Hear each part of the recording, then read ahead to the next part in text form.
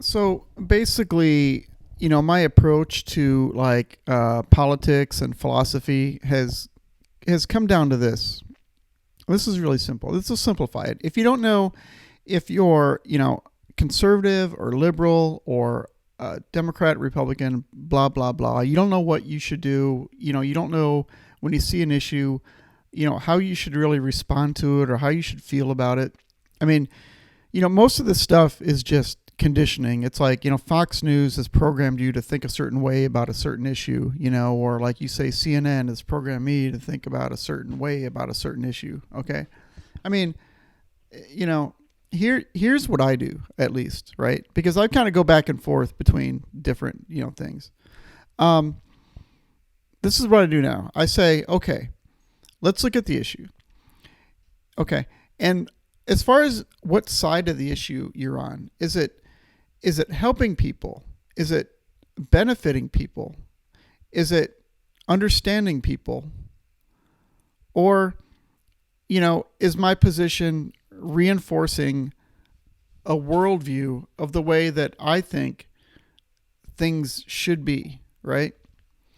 So, and then it gets kind of really easy. When you kind of look at stuff going on in the news, like what country is doing what to who, and all this kind of stuff, you sit back and you say, okay, well, what's happening, and who's being affected?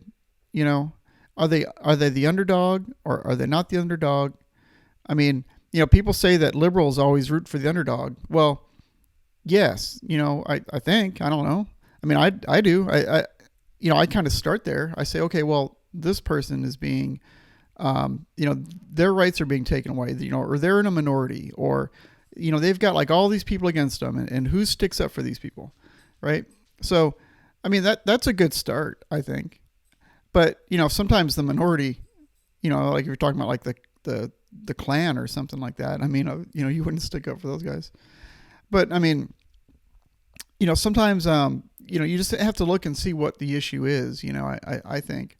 And that's how I build my, I guess, political philosophy on. And, lately, it's all been like, kind of more of the liberal stuff that is benefiting the people who need it most. I mean, look at the people crossing the border. I mean, who would benefit more from helping those people out? The people who are coming across the border, with just everything that they own, in their hands, or, the people who, sit around in like middle America and drive their cars, and they, they, I don't know what they do, but, who is to benefit more, who loses out more?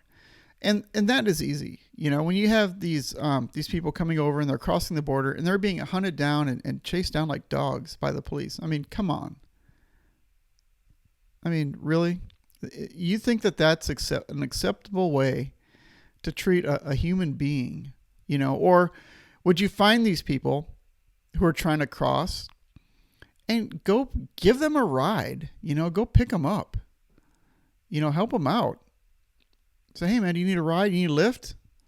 Welcome to America. You made it, I mean, if you apply that reasoning to, everything that you kind of see and hear, things become really clear. If you just start standing up for people and start standing for what's right versus how you think things should be based on maybe how you were told or how you grew up or what your pastor says or whatever, because that stuff is just noise. That is stupid. Get to know people, go run with those, refugees or whoever they are coming across the border, like put yourself in their shoes, what, just help people. That's all I'm saying.